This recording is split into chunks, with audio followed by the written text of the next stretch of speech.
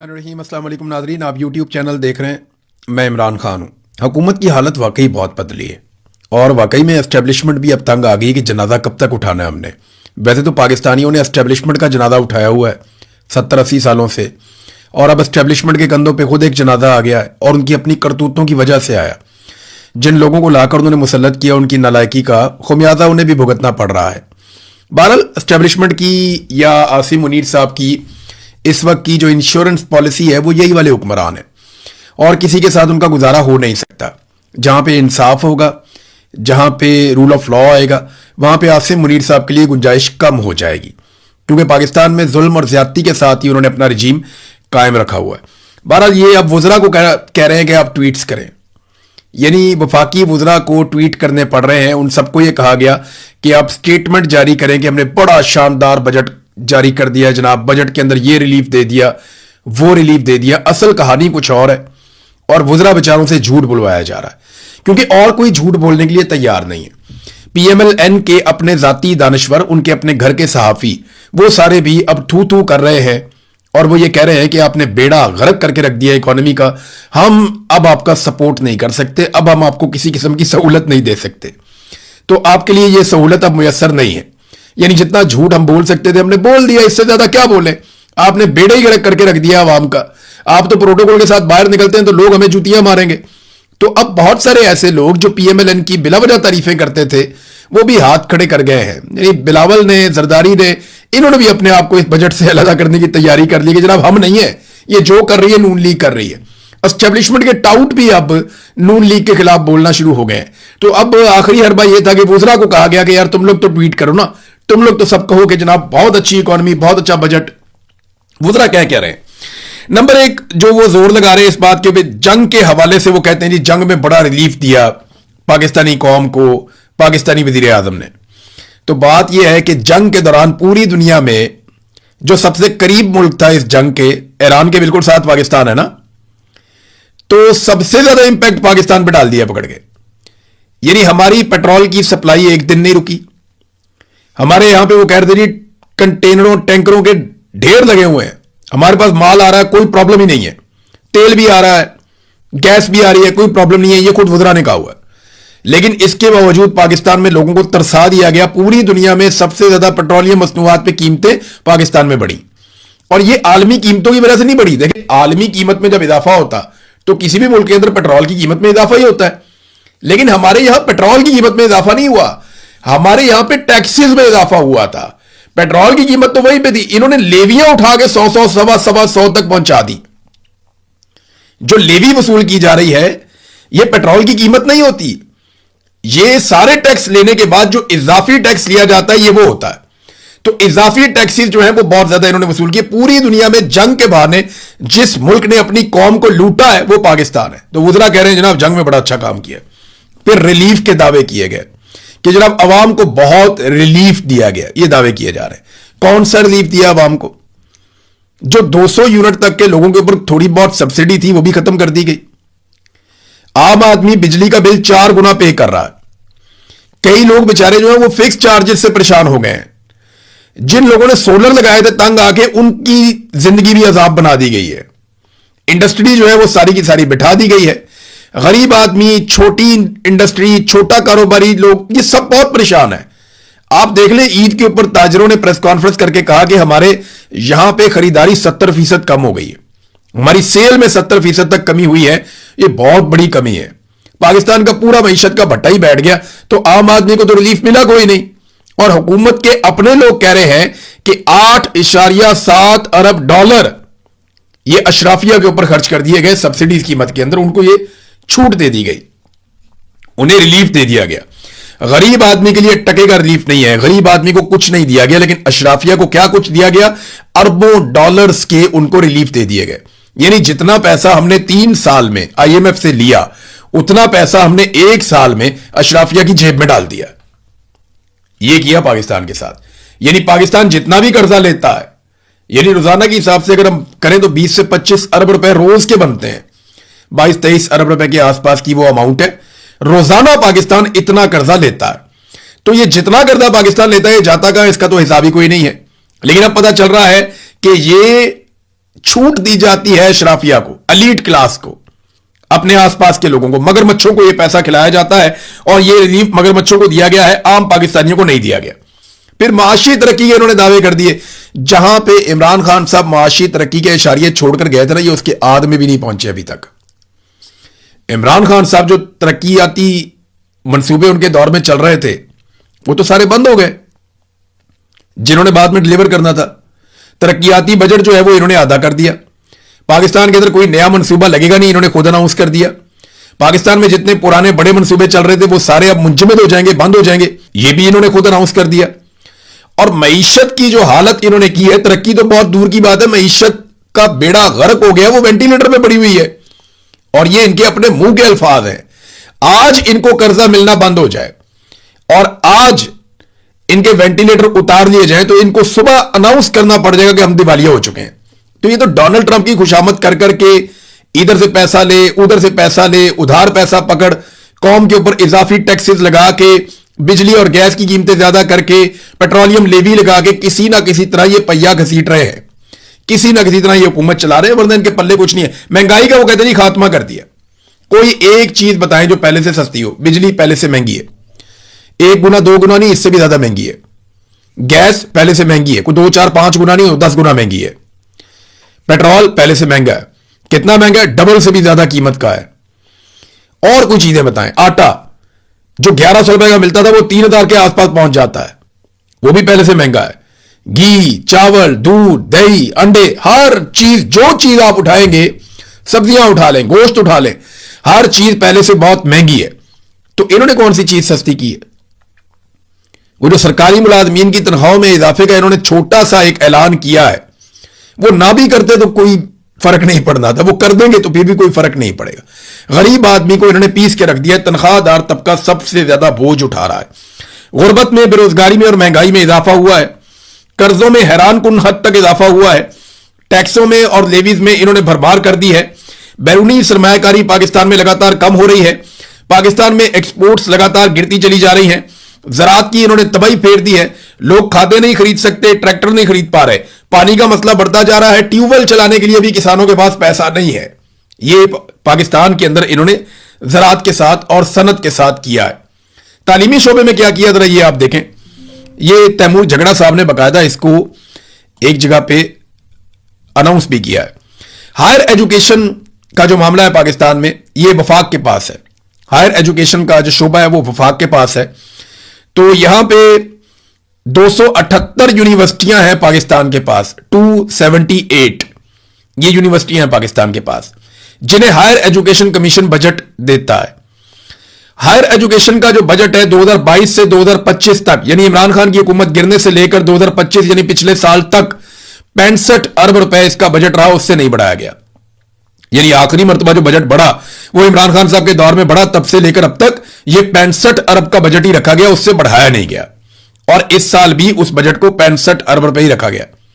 अब आप अगर देखें तो ऐवान सदर का बजट बढ़ रहा है, वजीर आजम हाउस का बजट बढ़ रहा है, इनके जाती अखराजात बढ़ रहे हैं, जो वजारतें इनके काम की हैं वहां बजट बढ़ रहा है। दिफाई बजट हर साल बढ़ता चला जा रहा है, लेकिन तालीम का बजट नहीं बढ़ रहा। मुझे बताएं, पाकिस्तान को बम आगे लेकर जाएंगे या पाकिस्तान को तालीम आगे लेकर जाएगी? आप दिफाई बजट बढ़ाएं, जरूर बढ़ाएं। पाकिस्तान का दिफा मजबूत होना चाहिए, बहुत मजबूत होना चाहिए, लेकिन हम आगे तालीम के साथ जाएंगे, हम आगे हुनर के साथ जाएंगे। तालीम के ऊपर आप पैसा नहीं लगा रहे। ईरान ने जो पूरी दुनिया का मुकाबला किया है वो अपने इंजीनियर्स के जरिए किया, अपने डॉक्टर के जरिए किया, अपने पढ़े लिखे लोगों के जरिए किया। इस रीजन के अंदर तालीम में सबसे बेहतर हालत ईरान की है। वो कोई ऐसा मुल्क नहीं है जहां पे तालीम नहीं है। इस रीजन का जो पूरा एक डाटा आया, मैंने कल आपको पढ़ के सुनाया, वहां पे नंबर 1 मुल्क ईरान है। सबसे ज्यादा टेक्निकल एजुकेशन हासिल करने वाले लोग वहां पे मौजूद हैं और वहां की यूनिवर्सिटियों में लोग बहुत आला तालीम हासिल कर रहे हैं। तो आपने क्या किया? आपको दिफा के लिए, आगे बढ़ने के लिए पढ़े लिखे लोगों की जरूरत है। तो हायर एजुकेशन कमीशन का बजट वो बढ़ नहीं रहा, वो वहां पे ही खड़ा हुआ है। लेकिन दिफा का बजट बढ़ रहा है, बाकी बहुत सारे शोबों में बजट बढ़ रहा है। जहां पे कमी है वो क्या है? तालीम में और सेहत में, आम आदमी की रिलीफ देने के मामलात में, या आम आदमी जहां से जिन चीजों से उठता है वहां पे वो बजट में कटौती लगा देते हैं, वहां पे बजट कम कर देते हैं। असद उमर ने एक बड़ा जबरदस्त इसका खुलासा बयान किया पूरे बजट का, और उन्होंने कहा जी crux of finance minister budget speech so far, कि जो बजट स्पीच की है ये फाइनेंस मिनिस्टर ने, वो ऐसा ही लगता है कि my boss is great and his boss is even greater and Trump likes both of them allot. वो कह रहे हैं जी कि मेरा बॉस जो है ना वो बड़ा अजीम है और उसका बॉस जो है वो उससे भी ज्यादा अजीम है, और ट्रंप जो है वो हमारे दोनों बॉसेस को बहुत पसंद करता है। बस यही है कहानी लग रही है बजट स्पीच में।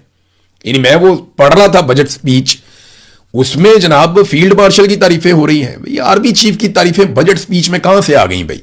वो एक बजट है, एक ऐसी दस्तावेज है जिससे अपने पाकिस्तान को चलाना है। वह मईशत की बात करें, आप बताएं अपने मईशत के अंदर कौन से अहदाफ हासिल किए, फिर आप बताएं उन अहदाफ से अगले टारगेट आपके क्या है, कौन से टारगेट आपके पूरे हुए, कौन से टारगेट आपके पूरे होने हैं।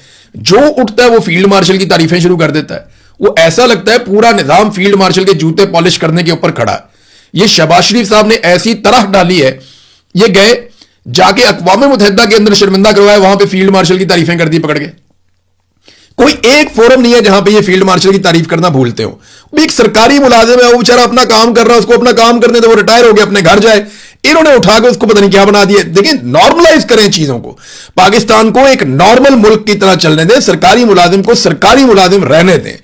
ये जो चीजें हैं, इन्होंने ही पाकिस्तान को हमेशा नुकसान पहुंचाया। फिर डिक्टेटर आ जाते हैं यहां पे, लंबे लंबे अरसे तक बैठे रहते हैं, फिर उठते ही नहीं है।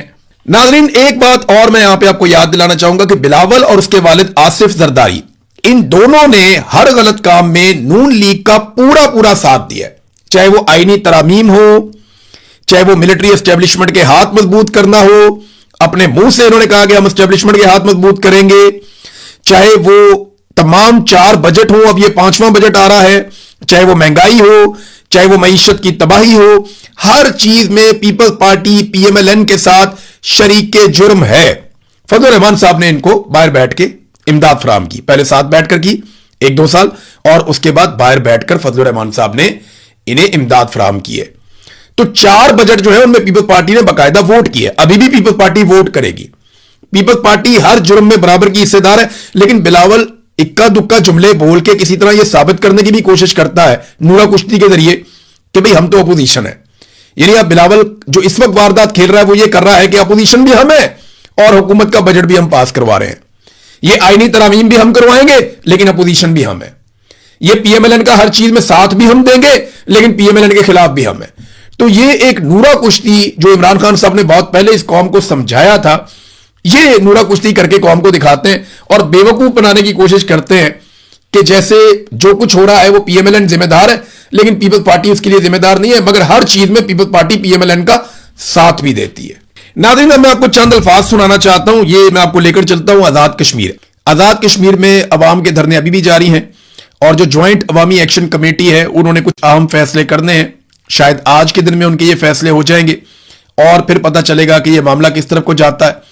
अवाम आगे की तरफ बढ़ती है या यहीं पे रावला कोर्ट के अंदर वो धरने देकर बैठे रहेंगे। बहुत सारा प्रोपेगेंडा किया इन लोगों के बारे में। यानी पहले ये कहा गया टाउटों की जानिब से कि इनमें खवातीन की शमूलियत नहीं है, लिहाजा ये लोग जो है शरपसंद हैं, इन लोगों को रिजेक्ट कर दिया गया है। फिर खवातीन आ गई निकल के और पहली मरतबा आजाद कश्मीर की तारीख में खवातीन निकल कर आई और उन्होंने धरने में ना सिर्फ वो बैठी बड़ी तादाद में बल्कि उन्होंने धरने में तकारीर भी की। फिर दोबारा टाउटों ने मुंह खोला तो उन्होंने कहा जी खवातीन को बुलाकर क्रैकडाउन से बचने के लिए उन्हें ह्यूमन शील्ड बना लिया गया। अंदाजा करें आप बेशर्मी का।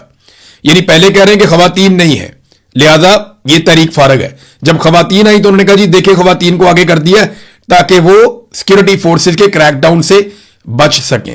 हालांकि उनके इतने सारे लोग शहीद हो गए हैं, लगातार उनके लोग जख्मी हो रहे हैं, बेशुमार उनके लोगों को जो है वो परेशान किया गया है, उनका नुकसान भी हो रहा है, माशी नुकसान भी उनका हो रहा है और उनका जानी नुकसान भी हो रहा है, उनका माली नुकसान भी हो रहा है।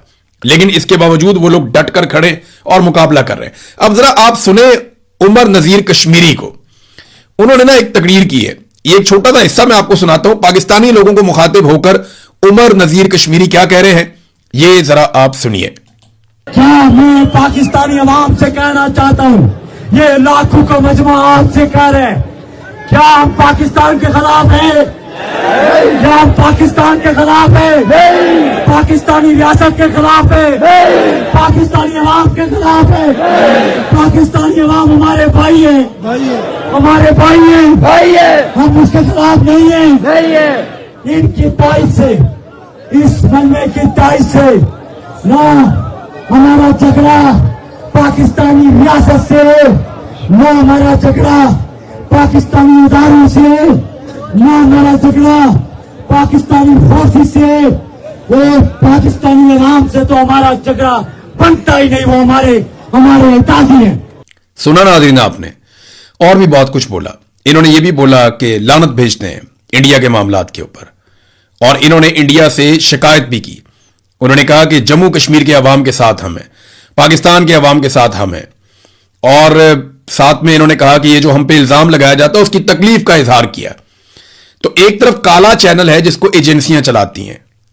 पाकिस्तान की मिलिट्री एस्टेब्लिशमेंट ने सोशल मीडिया के मुकाबले में अपने कुछ चैनल्स लॉन्च किए थे जिनमें एक काला चैनल भी है। काले चैनल के और भी बहुत सारे छोटे छोटे इधर उधर उन्होंने ग्रुप बनाए हुए हैं। कुछ सहाफियों को उन्होंने बरतानिया में इधर उधर मुख्तलिफ मुल्कों में लॉन्च भी किया हुआ है काले चैनल के अंदर। तो ये जो काला चैनल जिसकी काली करतूतें हैं, इसके लोग दिन रात ये साबित करना चाह रहे थे कि ये जो कश्मीरियों की ज्वाइंट अवामी एक्शन कमेटी है ये कोई जत्था है। लेकिन कश्मीरियों ने अपने इत्तेहाद से साबित किया कि वो जत्था नहीं बल्कि वो कश्मीरी अवाम है और वो अवाम की आवाज है। खवातीन भी उसमें निकल आई। फिर वो ये साबित करने पर लगे हुए थे कि ये इंडियन स्पॉन्सर्ड हैं और इंडिया इनको सपोर्ट कर रहा है और ये पाकिस्तान को तोड़ना चाहते हैं या कश्मीर को इंडिया के साथ लेकर जाके मिलवाना चाहते हैं। कोई इस तरह की बातें उन्होंने करना शुरू की। लेकिन इन तमाम प्रोपेगेंडों का तोड़ ये चंद सेकंड की वीडियो के अंदर जो मैंने आपको सुनाई, ये 1 मिनट से भी छोटी वीडियो है, 2.5 मिनट का ये पूरा क्लिप है, मैंने ये सुना है। तो सारा प्रोपेगेंडा वाड़ के रख दिया उमर नजीर कश्मीरी ने। काला चैनल जो है उसकी सारी इन्वेस्टमेंट जाया हो गई। देखिए बयानिया ऐसे नहीं बनता, ये नफरत फैलाने का काम कर रहा है। जो पाकिस्तान की मिलिट्री एस्टेब्लिशमेंट या जो एजेंसियों ने काले चैनल या इस तरह के और चैनल्स बनाए हुए हैं, उनके जरिए से वो लगातार नफरत फैला रहे हैं। उनके जरिए से वो लगातार पाकिस्तान को तोड़ने की साजिश कर रहे हैं। उनके जरिए से वो बिल्कुल वही काम कर रहे हैं जब बांग्लादेश टूटा था उस वक्त जनरल याया के लोग ये काम कर रहे थे, जो आज दोबारा से काले चैनल से और इस जैसे लोगों से ये काम करवाया जा रहा है। बहरहाल ये प्रोपेगेंडा बेनकाब हो गया। उमर नजीर कश्मीरी के मुंह से आपने सुन लिया, तो अब टाउट्स क्या कहेंगे? अब वो किस तरीके से कश्मीरियों को गद्दार करार देंगे? ये गद्दार गद्दार कहने वाला सिलसिला बंद होना चाहिए। पाकिस्तान हम सबका है, हम सारे पाकिस्तान के मालिक हैं। हम सबको पाकिस्तान से एक जितना प्यार है। कोई यूनिफॉर्म के अंदर है, कोई यूनिफॉर्म के बगैर है। तो ऐसा नहीं है कि यूनिफॉर्म के अंदर जो है उसको ये हक हासिल है कि वो पाकिस्तान के सारे फैसले करे। पाकिस्तान के फैसले पाकिस्तान की अवाम करेगी और पाकिस्तान का हर शहरी पाकिस्तान का वफादार है। लोगों को गद्दार मत बनाओ। सबकी अपनी अपनी ओपिनियन होती है, इख्तलाफ राय को गद्दारी की वजह मत बनाया जाए। नाज़रीन, यहां पे एक और बड़ी खबर है और बैनुल अक़वामी सतह पे अमेरिका और ईरान का मुआहिदा, और यह मामला अब काफी आगे बढ़ चुका है। डोनाल्ड ट्रंप ने भी अनाउंस किया था, पाकिस्तानी प्राइम मिनिस्टर ने भी अनाउंस किया है और उसके अलावा इस पे दीगर जगहों से भी अनाउंसमेंट्स आ रही हैं। यानी अब ईरान की तरफ से भी इसकी कंफर्मेशन आई है। तो वो कौन सी चीजें हैं जो ईरान और अमेरिका में तय पा रही हैं? ईरानी सोर्सेज ने 14 निकात बताए हैं। डोनाल्ड ट्रंप ने इसको गैर संजीदगी कहा कि इन चीजों को भी पब्लिक नहीं करना चाहिए। दूसरा, डोनाल्ड ट्रंप ने कहा कि यूरोप के किसी मुल्क के अंदर ईरान के साथ मुआहिदा हो सकता है, तो ये पाकिस्तान में होना चाहिए। वैसे उसूली तौर पे मेरी तो ये ख्वाहिश है, जितनी पाकिस्तान ने मेहनत की है, लेकिन डोनाल्ड ट्रंप ने हमें तारीफों पे ही रखा हुआ है। बाकी रिलीफ उन्होंने सारे इंडिया को दिए हैं, पाकिस्तान को रिलीफ कोई दिया नहीं। बहरहाल जो मुआहिदे की शराइत हैं जो अभी तक मंजर आम पे आई, और इन पे ये कहा जा रहा है कि फाइनल कुछ भी नहीं है, लेकिन जो चीजें मेन हैं वो मैं आपके सामने रख देता हूं और आपको हैरत भी होगी कि ये अमेरिका ने जंग कहां से जीती है। फिर नंबर 1, लबनान समेत तमाम महाजों पर जंग का फौरी और मुस्तकिल खात्मा हो जाएगा। नंबर 2, अमेरिका का ईरान के दाखिली उमूर में अदम मुदाखलत और इस्लामी जमहूरिया ईरान की खुद मुख्तारी के एहतराम का अहद। नंबर 3, 30 दिन के अंदर बहरी मुहासरे का मुकम्मल खात्मा अमेरिका करेगा और ईरान के इतराफ से अपनी फौजें वापस बुलवा लेगा। नंबर 5, ईरानी इंतजामात के तहत, ये जुमला आपने याद रखना है, ईरानी इंतजामात के तहत 30 दिन के अंदर आबना हुर्मुज़ को दोबारा खोल दिया जाएगा। यानी ईरानी इंतजामात के तहत, पहले की तरह नहीं होगा। नंबर 6,